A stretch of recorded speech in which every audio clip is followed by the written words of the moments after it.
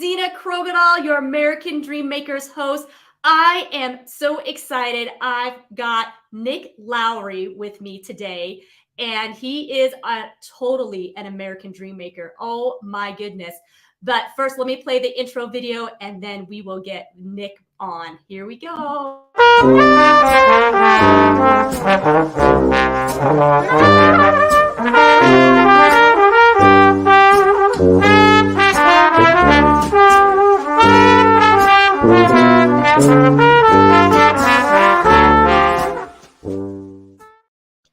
Hello. I am back and I've got Nick Lowery. What an amazing guy. He is a former professional American football player who achieved great success during his tenure with the NFL. And Nick developed a passion for football at a young age and eventually rose to become one of the most accurate kickers in the NFL history. With a remarkable career spanning over 18 seasons, Nick became synonymous with precision, reliability, and dedication to the sport. Throughout his time in the NFL, Nick Lowery showcased his exceptional kicking skills, setting records, earning numerous accolades along the way. And today he is celebrated not only for his athletic achievements, but also for contributions off the field as an advocate for charitable causes and he is a prominent figure in his community. So let's get started so we can hear all about it. Hi, Nick. How are you? I'm great, Zena. I get a little embarrassed when you read that stuff, but I have to tell you, when we met in Orlando, I loved the work we did there, and I just loved the chances to make a difference today. I've been doing work with the Border Patrol, and then yesterday was officially announced as the new brand ambassador for Alzheimer's Treatment Centers of America, which has the license for 95 years for the use of AI for cognitive impairment. And I'm not sure about you, but almost everybody I've talked to has a parent, has a friend, has a close friend, family member who has died from and suffered from Alzheimer's and dementia. My brother Chris died a little under 2 years ago from complications from Alzheimer's and dementia. My mother had dementia. And we have so much technology today to reorient the cultural fear of aging in such a way that we reduce the fear greatly with the idea, the new paradigm that we can age with great mental clarity using everything at our fingertips that we can. Those things are available today to a great degree and will continue to improve. Wow, that is awesome that you are so involved in that. And you're right, that affects a lot of people. So, oh my goodness, that's exciting. Very exciting. So, what else have you been doing? What have you been up to? You just been sitting around? What? Exactly. Well, we have our Champions for the Homeless program, which is now in its 17th year. Our next one is June 25th in Phoenix at St. Vincent de Paul. We just had a big meeting with Shannon Clancy and the team at St. Vincent de Paul about continuing to build it. We put a human face on the homeless in Phoenix that does not exist in California and Los Angeles, which is unfortunately suffering from in San Francisco, some of the worst examples, Seattle, some of the worst examples of homelessness. And rather than taking politics in that what never seems to be productive, I prefer to say, if you treat people as human beings with individual unique stories, you tend to have impact that helps them come out of it with a sense of their responsibility, but also a feeling like they haven't been forgotten. And no one wants to feel forgotten or ignored. So that's a principle that applies in everything that I do. And with Alzheimer's, that's also the case. To work with the Border Patrol, with Chief Chris Clem and the National Chief, Raul Ortiz. I've been down to the border twice, and we just had a meeting in Washington at the national headquarters for the National Border Patrol because, as you know, if you've been watching the news at all, there's a huge crisis there, and there's a huge humanitarian crisis on both sides. The cartels have been given an economy of somewhere between $1 and $2 billion per month additional as they exact, shall we say, charges, which can involve some of the worst things done to minors and and to the people that want to find a way to compensate those that have become the controllers of who gets a chance to cross the border and who doesn't. There's nothing good about that, and it's created this Pandora's box in this country. That's not politics. That's just what's happening. And so those are people, the Border Patrol, who have endured 17 or 18 suicides, who are like police, like human beings. 5% probably of the human race are not the best people in the world. And those people shouldn't be in positions of authority over others. Having said that, 95% are doing the right thing, and they're sacrificing, putting their lives on the line. And it's about humanitarian paradigm for both the people trying to cross that represent 140 different countries. 90% of whom are not from Mexico, but it's also for the Border Patrol, who are completely outmanned, who have gone, for instance, to Southwest. These are actual statistics from 2.5 years ago. 25 people apprehended the 169-mile border in Yuma to Texas. That's, I believe, the section called Section 9 of the Border Patrol. And under Chris Clem, he saw that rise from 25 a day to 900 or 1,000 a day. And so they cannot be able to vet these people properly. So while maybe 3/4 of them are all coming for good reasons, if you will, or understandable reasons of oppression, of cruelty, of danger, of the worst kind of experience in their homelands, there are people that are coming through that are not good people, or some of the innocent people are being charged to do things like traffic fentanyl or facilitate human trafficking. And so there's another one for you. And then doing work on mental health with COPA Health. We just had a big webinar with an amazing human being, Lee Steinberg, my agent, who for a long time, Patrick Mahomes and Tua's agent with the Dolphins, and a guy named Tim Story, who has sort of become the comeback coach for people like Smokey Robinson, and he's worked with Robert Downey Jr., who's been on Oprah many times because he's helped bring a spiritual wisdom separate from Christianity, a spiritual emphasis, which all of us need as part of our strategy to stay mentally, physically emboldened, positive, confident, making a difference in the world, which always seems to entail, like you're doing today, not only doing something for yourself, but doing something for others, to spread wisdom. One of my favorite words, wisdom, wise, the kingdom of wisdom, the kingdom of wise. That's where we need to dwell. And so thanks for having me on today. It's every day there are opportunities to help people, whether it's one person or whether it's many. And I try to drill down to making sure I help that one person when I can. And I love it. I don't feel overwhelmed. I feel blessed, and to try to fit as much as I can in, and also have a little fun too. Well, that's well said. And I am so glad you emphasize wisdom, because you are right. If we could ask for wisdom, and God says he would grant it very much so when we ask for it, that it would just change the world if we can walk wisely. But as we're growing in wisdom, you also mentioned something that I think is very important too, is surrounding yourself with people who walk in wisdom, such as Tim Story. And you have many others in your life throughout your career, right, that has really helped you along.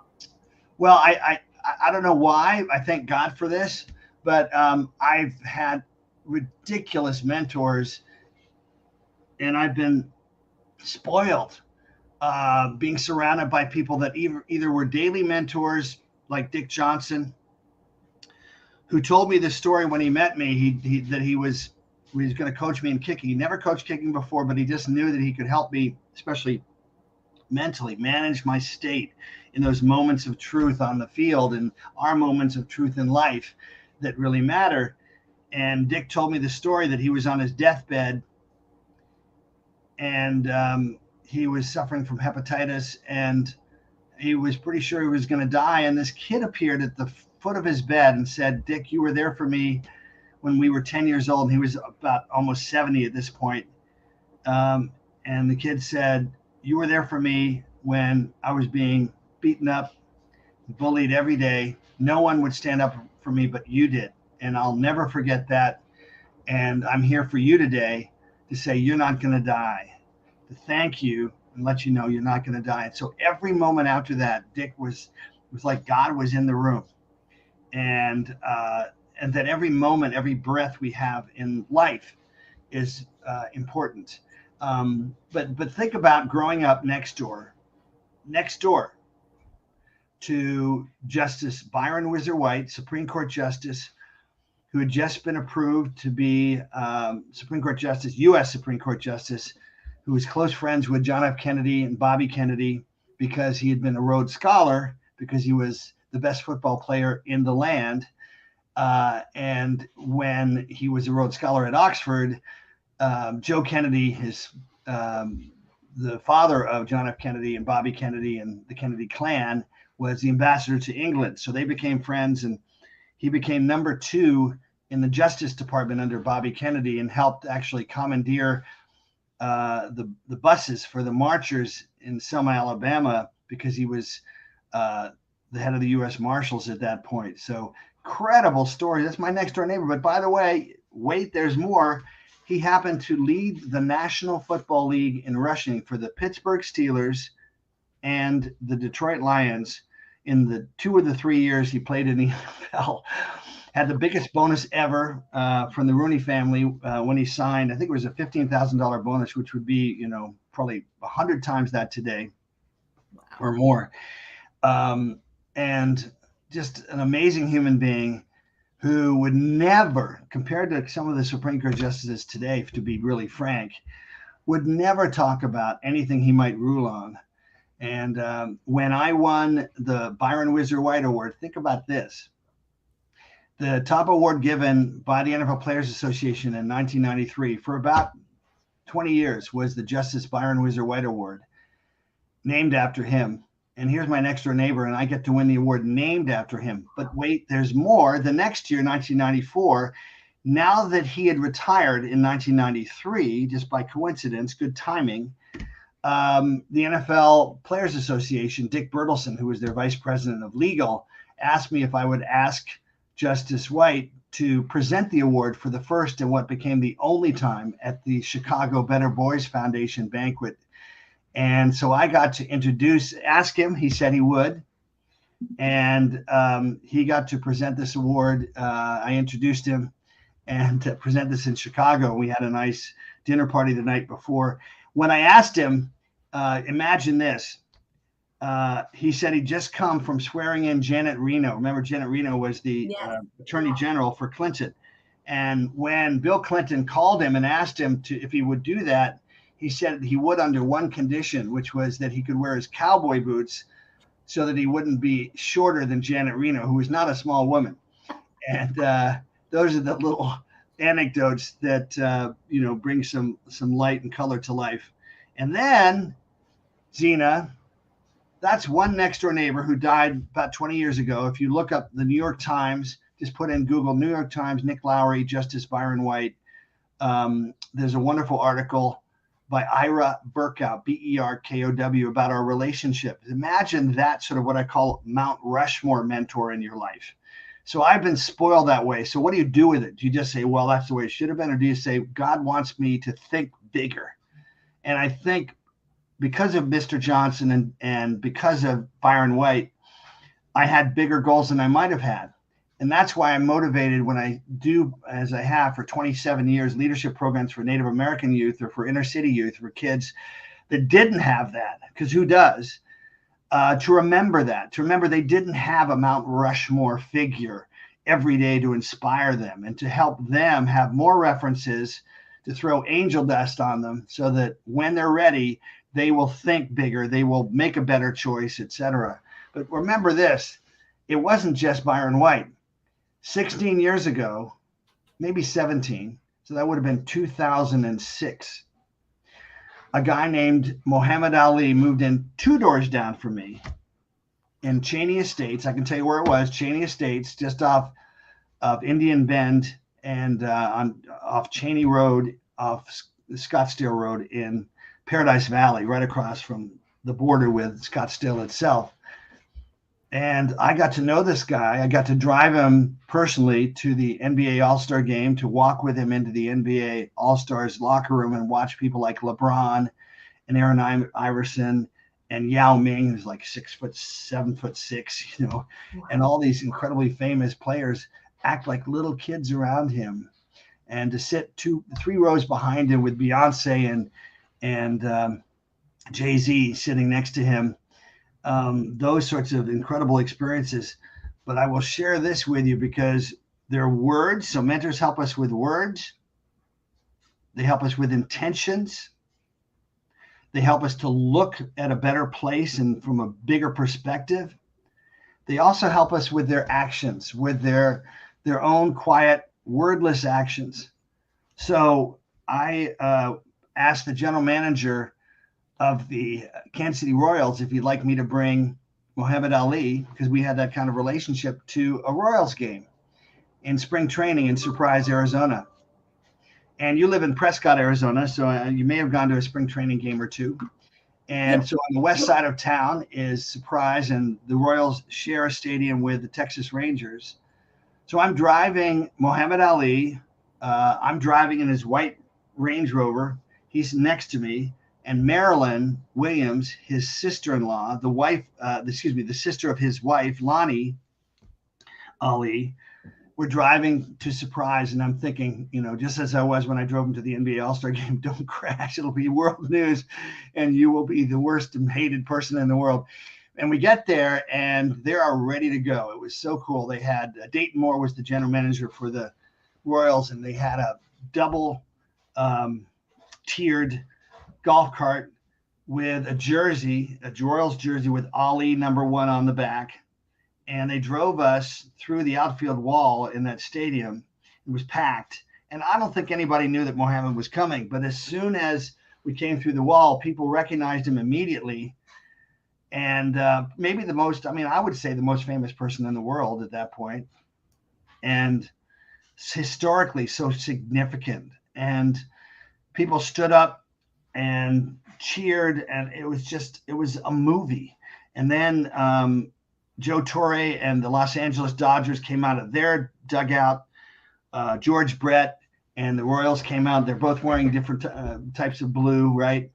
And they're all surrounding him, just like the NBA All-Stars, just giddy to meet him. And so we sit behind home plate, front row, and I'm sitting next to Muhammad Ali. George Brett sitting on the other side of the fence with a chair, watching the batters. That was his role with the Royals. One of the greatest hitters of all time, incredible player. And behind me, literally right here, is Wayne Gretzky. So I've got the greatest, right? Muhammad Ali. Then I've got the great one, as Wayne Gretzky was called. And I've got one of the greatest baseball players of all time.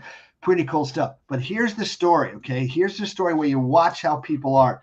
I bought him a milkshake, which his sister-in-law didn't like, but he loved it. And at the 6th inning, we had to leave because his Parkinson's, if you remember, he had pretty significant Parkinson's. His drugs only lasted so long. So at the end of the 6th inning, we're driving out, and everybody stands, and it's just so powerful. We're driving around. I'm seeing 150 yards off. We're approaching the white Range Rover, which is parked in the front row there by their offices in the stadium. And there are all these kids, like 20 kids standing there. Kids, anywhere 7, 8, 9, 10, 11, and about 8 or 10 parents. And these were the parents of coaches and general managers and et cetera. And I'm so worried that it's going to overwhelm him. And I've heard this story. I heard this story several times. Here's a man whose soul, whose spirit, whose mind, whose everything about him was so focused on what mattered. And what mattered to him was love. Not about being a Muslim, not about being a Christian. It was about love. And he literally switched off the Parkinson's. He stopped shaking. And I have pictures. I wish I could share them with you now. But if you go on my Facebook page, which is Nick Lowery, Nick the Kick, and you go and you put on their albums and scroll down, you'll see pictures of him with kids on his lap and the most angelic smile. He was completely present. You know, one of the things you and I talked about in our mastermind with Tim Story and with some other great people was, of course, about life and being present in the moment. And he was completely present and loving with them. And just, I thought, what kind of human being? You know, he's exhausted. He's feeling his Parkinson's, and he goes, nope, I'm going to make these kids have a special moment they will never forget. And trust me, I don't know about you, but when I met professional athletes that were not nearly of the order, if you will, of Muhammad Ali, I remember all those details. But to remember Muhammad Ali, that is something that will stick with them the rest of their lives. And what they'll remember is his compassion, his love, his kindness, his smile. So I've had incredible role models. I've had Mount Rushmore role models like Muhammad Ali and Justice Byron Whizzer White. And then I've had people like Tim Story and Dick Johnson and Lee Steinberg. And that's the key as we get older. The wisdom is, and the intuition is to say, this person will be good for me. This person will bring out my best. And I will be committed to bringing out great things in them. And that vibration of incredibly powerful, congruent energy is the most powerful energy in the universe. That's the stuff that will guarantee. There are no guarantees. Life will always have adversity. But the guarantee is that the adversity will never be too much, that we will always have that extra gear to go to when we do that. Oh, that's so beautifully said. And obviously the Lord had great plans for you, surrounded you by amazing, you're not talking just average Joe athletes, and you're talking top-notch people. So it is no wonder that you have become a legend in the NFL, and that is amazing. And here you are, so humble, giving back. I mean, you are constantly giving back. I see your posts all the time. You have such a big heart, Nick. And I know you were just in the Ukraine recently as well, right? Oh my gosh. You know, life is short. And the older we get, the more we lose our loved ones. You know, I lost my brother, as I said, a little under 2 years ago, and I just lost a classmate. We had at Potomac School in McLean, we had a class of 39, and Tom Quiggle died just 3 days ago. You know, so what do we do with that? You know, do we make the most of it? So I was given this opportunity out of nowhere to join a group called Christians United for Israel, to go to Warsaw and Krakow, Poland, to visit the death camps at Auschwitz and Birkenau, to get steeped in the history of the Nazi occupation, domination, and extermination of the Jews, to understand how that happened, and to experience the history in those places as much as I could. And then most importantly, accompany 100 Ukrainian Jewish refugees to Israel, to a new home in Israel, having had their homes bombed or taken in Ukraine. And, you know, what a bucket list thing to do. I'd always wanted to go to Israel. My mother was the daughter of a British diplomat who helped found the Bank of Egypt. She was born in Cairo, grew up there her first 13 years. My grandmother, not my great-grandmother, listen to this, my grandmother, this is where you go, how is this possible? I still don't know how it's possible, was married in the Sudan in 1905, 118 years ago. And my mother lived in Egypt, and her brother, my uncle, Gerald, who was the only one of her three siblings to survive childhood, went on to India and became the assistant to the Viceroy of India, and who became the number 2 in Europe under Dwight Eisenhower. So incredible stories all there. So when I'm given the chance to go to Israel and to Poland and to do this with Sean Alexander, former NFL MVP in 2005, 28 touchdowns, if you know football, and Jay Feely, who's a first-rate announcer for CBS football, NFL football, and also was an excellent kicker in the NFL, along with joining 7 special ops guys who went with us to all these famous sites like Mossad in Israel. I mean, that was just an incredible experience, and it deepens your sense of the world.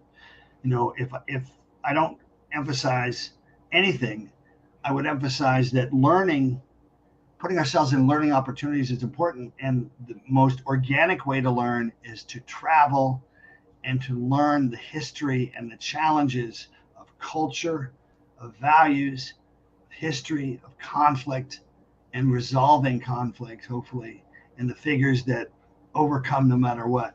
And that's organically done by traveling, especially in the epicenter of so much history in the world, in Israel and the Middle East. Yeah, that's definitely on my bucket list, is to get over to Israel. But what an honor for you to have been able to participate in all of that. And I'd love to definitely hear more at some point. So I know you are such a busy guy, and so I so appreciate you being on here with the American Dream Makers. With the Champions for the Homeless, I want to make sure that people know. So that takes place what date, and where do they show up at what time? Sunday, thank you. Sunday, June 25th at St. Vincent de Paul, which is 10th Avenue in Jackson. You have to go through the West 15th Avenue entrance, just a little under 2 blocks south of Washington, just north of the train tracks. If you go to my website, but more importantly, go to my Facebook page, I will be posting the 2 weeks leading up to that. So from June 10th on, you'll see things almost every day about it.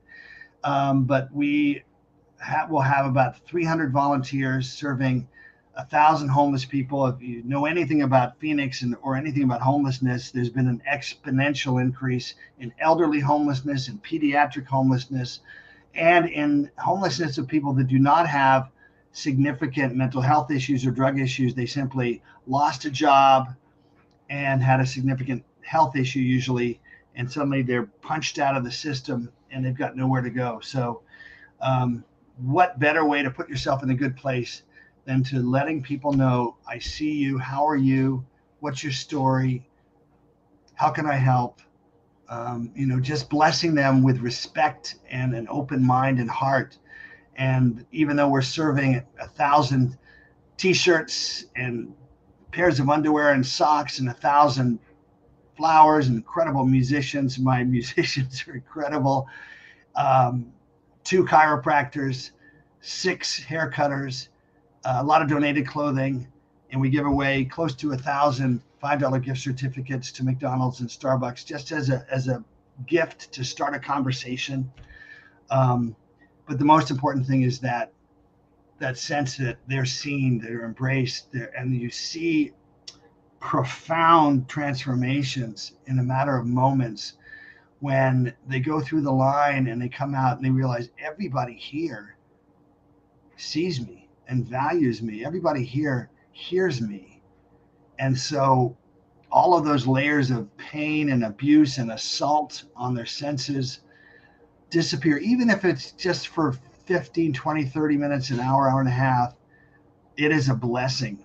And of course, we all know when we give that blessing to other people, we're blessed back with a sense of, this is why I am here. Yeah. This is why I'm here. And if I do nothing else in my life, see how emotional I get? Yeah. There's nothing better than this. If you're missing that experience, come to Champions for the Homeless, because it's real and it's beautiful. We do it on Thanksgiving, Christmas, Easter. We'll do it 3 times in the summer. We went from once to twice to now 3 times in the summer. This one is June 25th. The next one will be in probably mid-August. And then the next one after that will be in late September, probably. That's really hot there. And people need to know they're not forgotten.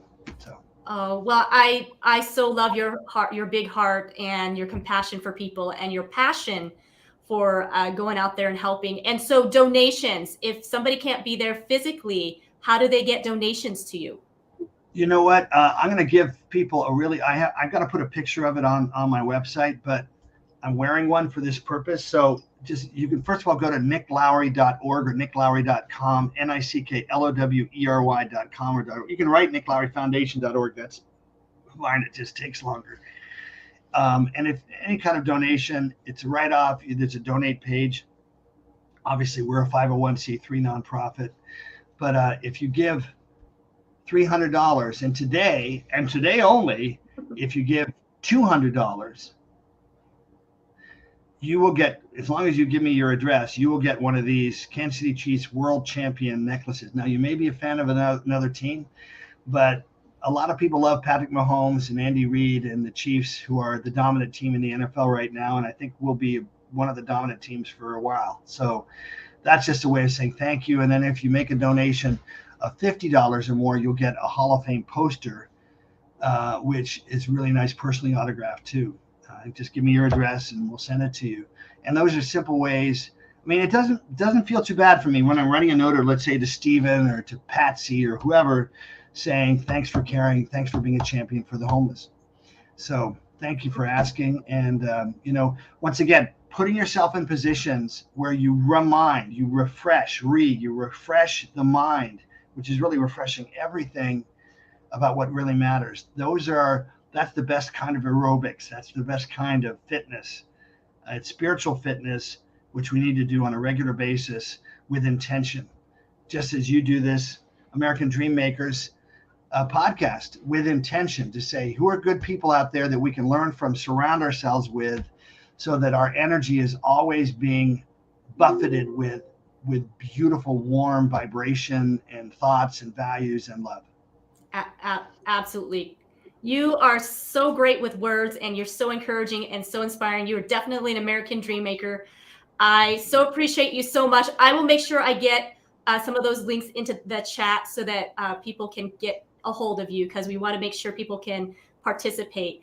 Thank you once again, Nick. Thank you, Zena. And because it was only 30 minutes, if you'd like, I'd be honored to do it again, maybe a couple weeks out from Champions for the Homeless, maybe around June 10th or so, or that week.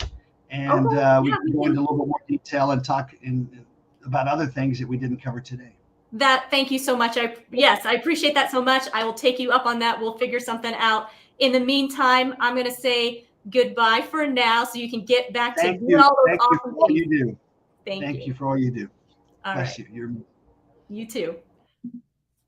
Thank you guys so much for being on here. And yes, please get out there to help the homeless on June 25th down in the Valley. I will get the information out so you can contact Nick. Please be sure to share this out, because we want to get as many people on board to help.